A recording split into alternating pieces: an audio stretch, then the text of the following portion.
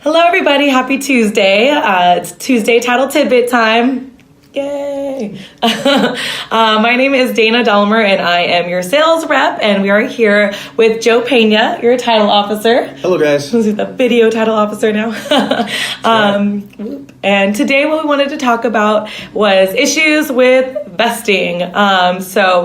Joe, you're here in the office all the time working on a whole bunch of files, and we do have issues with vesting that occur. Very important, yeah. Very, very important. So I wanted to ask you and share with our viewers here and our clients, what are some of the most common issues that we see with vesting, and how do we deal with them? Sure, Dana. Most common issues I'm seeing with vestings are usually trust issues.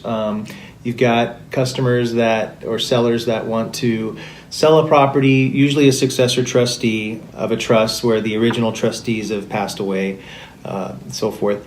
And the property itself is still in the name of the individual owner, not the trust.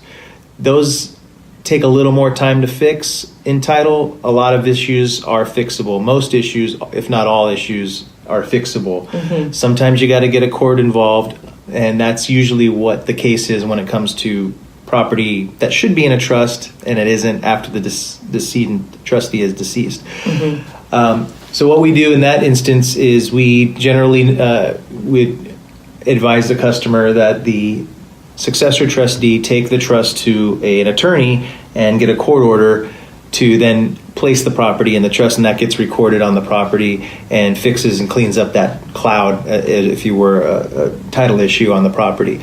Some other issues we usually come across, you can have an issue with a owner who doesn't have status. We're in a community property state, so if Jim Smith owns the property as Jim Smith and nothing more, doesn't say he's single, doesn't say he's unmarried, doesn't say he's married, we'll generally put an exception in the title report for spousal interest or interest of his spouse, and then we will then gather that information and move forward. So if they see that's something that might slow it down for a moment, but it's something that's fixable then, right? It's very fixable, and it's just getting a little bit more of information, so then when they deed to the buyer, they can deed off as an unmarried, married person, and if they're married, we'd get a subsequent interspousal.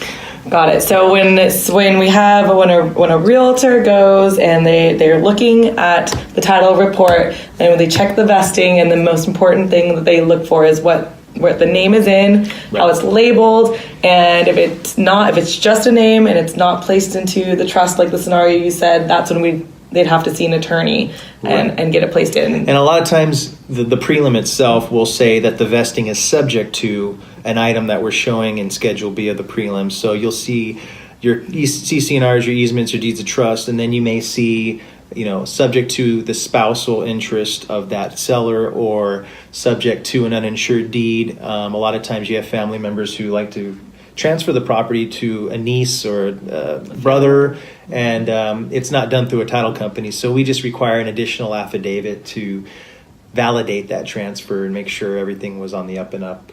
Mm-hmm. It's recorded properly. So those are most of the common issues. Okay, perfect. But if anyone has any questions or if they're unsure and they want us to review it, you know how to contact us. So feel free to email myself or Joe Pena. We'll help you look over it. Absolutely. We're here 24/7 to answer any of your questions. Always here for you. So thank you so much, everybody, for chiming in and tuning in. And we will see you next Tuesday. Have a great week. Bye. Bye.